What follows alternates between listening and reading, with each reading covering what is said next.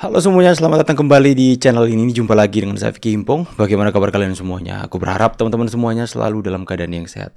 Ini teman-teman, mereka demo hari ini coret-coret tembok dengan tulisan adili Jokowi, menuntut adili Jokowi.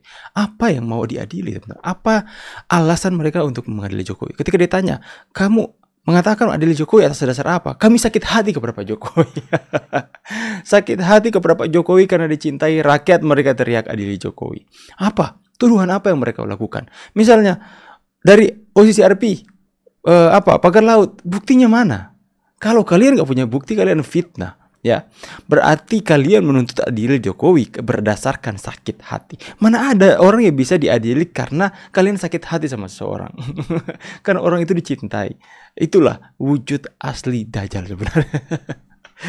Oke teman-teman, kita bahas berita-beritanya teman-teman ya. Delina mengaku saksi kasus Hasto diklaim ditawari 2 miliar rupiah. Sempat ditawari uang Hasto dulu ya. Jumlah 2 miliar rupiah untuk menyesuaikan keterangan di KPK terkait perkara dugaan korupsi yang menjerat Sekjen PD Perjuangan Hasto Kristianto.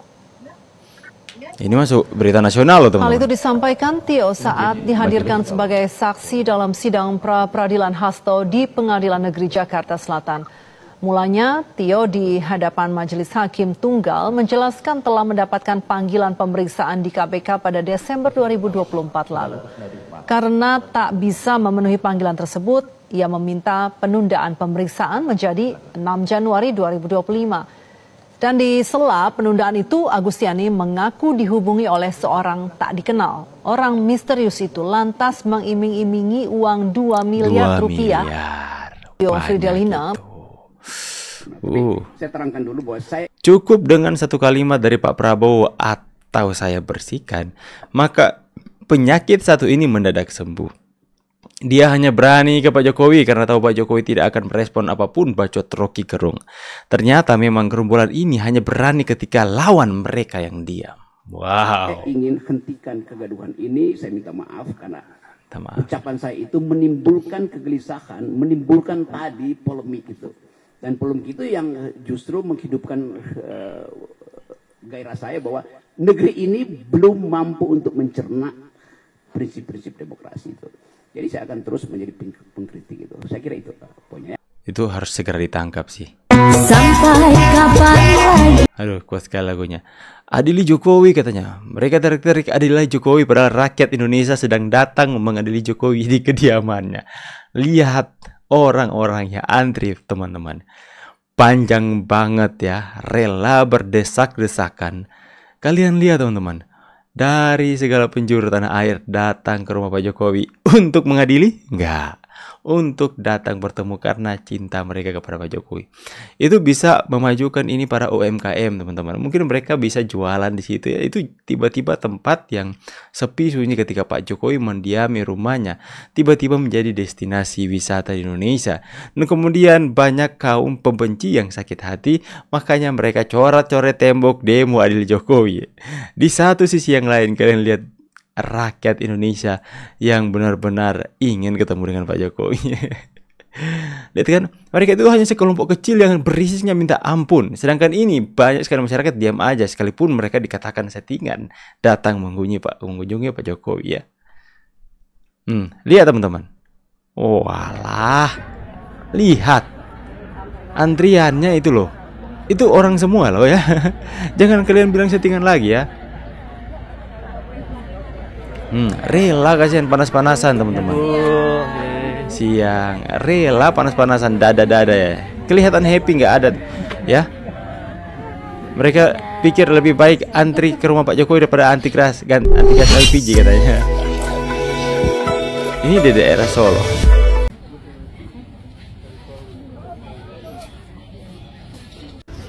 Kediaman Pak Jokowi teman-teman ya. Nah lihat tuh. Kenapa sih saya tampilkan ini? Supaya mereka makin sakit hati. Supaya mereka makin meradang sakit hati mereka teman-teman. Terima kasih. Biar energi mereka habis mencurahkan sakit hati mereka. Dulu pernah sekali waktu 40 harinya beliau ada 20 di sumber di ziarah di makamnya Mbah Nur. Acara rutinan tahunan nyadran. Alhamdulillah kita sowan ke Beruntung sekali ya jadi tetangganya Pak Jokowi. Siapa tuh ya? Telah membimbing kita dalam 10 tahun Berarti memang rutin ya, acara rutin ya? Ini ada rutin tahunan setiap tahun. Dan kebetulan pas Natal ini ada. Faisal Assegaf Numpang di Indonesia, sosokan mau ngatur Indonesia.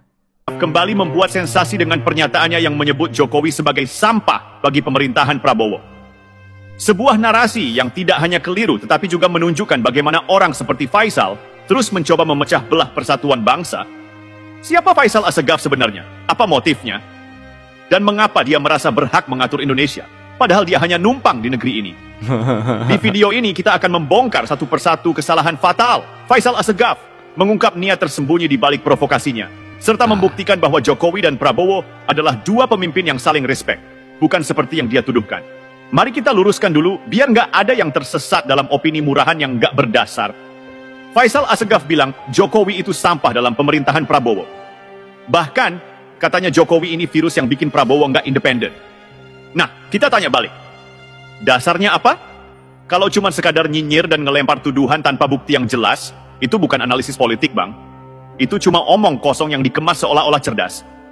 Dan sayangnya, banyak orang yang suka disuguhi cerita kayak gini. Padahal ini cuma narasi buat memecah belah. Ya, bukan banyak orang, tapi orang-orang mereka yang suka ya menelan bulat-bulat tanpa perlu diklarifikasi apa-apa.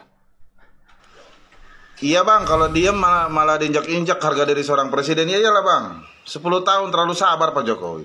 Itulah kenapa saya memilih Prabowo Subianto ya di Pilpres kemarin. Karena perlu pelengkap. Ya, perlu pelengkap, yaitu ketegasan. Jadi bukan hanya berbicara di atas podium, tapi mungkin belum ya. Mungkin bentar lagi juga pada ganti baju tuh orangnya. Rocky. Ya, kalau memang nggak bisa terang-terangan ya, jadikan sebuah lagu, hilangkanlah, ya hilangkanlah. Kalau perlu sih tutup acara-acara televisi itu ya, yang sering mengundang para penghujat. Ya, ini udah bukan ILC zaman itu. pilpres, udah bukan zaman pilkada. Acara TV itu debatnya begitu lagi, si penghujat lagi yang muncul di TV itu. Orang nomor 1 Indonesia masa sih nggak bisa menutup acara channel TV? Bosan kita ngeliat acara TV itu, nggak hujat aja nggak hujat. Di sini aja pendukung Anies, pendukung Ganjar udah pada akur, tapi di TV masih pada kuara-kuara, kan bingung itu. Apa dengan mencari rating seperti itu? Mencari rating ya, dengan mengundang para penghujat gitu. Karungin Pak, para penghujatnya Pak. Karungin. Udah bete semua. Di sini pendukung Anies kemarin di Pilpres sama pendukung Ganjar Pak. Teman-teman saya udah pada akur, tapi di acara TV masih ada aja tuh yang undang-undang para penghujat itu. Salah satunya ILC nggak sih teman-teman? Tulis kolom komentar. Tim komunikasi presiden justru sekarang malah menjadi tukang cebok dari orang nomor 2-nya. Ikan malah ngikut. Justru tim komunikasi presiden digunakan oleh wakil presiden. Okay. Iya, untuk nutupin kegiatannya. Ya, kan wakil presiden kan juga sempat sebulan yang lalu, kira-kira 2-3 minggu yang lalu, kan menjadi dalam tanda kutip orang hilang. Kegiatannya apa? Ya, kan nggak ada kegiatannya. Betul. Ya, sempat mau ke Indonesia Timur, batal. Sempat mau. Pokoknya apapun yang dilakukan oleh Gibran pasti akan mereka kritisi, teman-teman. Akan mereka katakan salah. Gibran membuat terobosan ini itu, tampil terus dibuat video, buat konten agar pada report kepada masyarakat. Mereka katakan ini pencitraan lah, ini program apalah. Giliran Gibran nggak posting pergerakan atau kerjanya, mereka bilang dia orang hilang. Orang seperti satu ini ya teman-teman. Siapa ini namanya? Aku juga nggak penting juga untuk ingat namanya ini Suryo ini. Ya, ngurusin Panji dulu bang. Salam logika. Yang gua suka dari Pak Jokowi ketika beliau masih menjadi presiden, Pak Jokowi itu tidak pernah membuang-buang energi hanya untuk berpidato seolah-olah menggelegar dan menggebu-gebu, tetapi isinya kosong. Pak Jokowi pun tidak pernah membalas bahkan menyindir para politikus dan pengamat yang mendingan.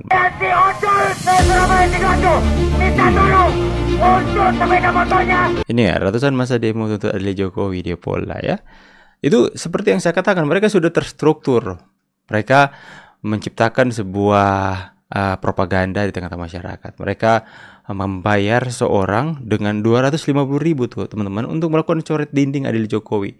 Kemudian mereka buat di mana-mana dengan mereka bayar suruhan-suruhan mereka. Dan kemudian mereka langsung follow up itu dengan cara mereka melakukan demo adili Jokowi. Keributan-keributan yang mereka lakukan ini sangat mudah terbaca, teman-teman. Karena seperti sudah terstruktur. Ya, inilah yang dinamakan settingan yang sejati. Mereka mau mengadili Jokowi atas dasar apa? Ya, seperti yang saya katakan di awal, atas dasar sakit hati kah?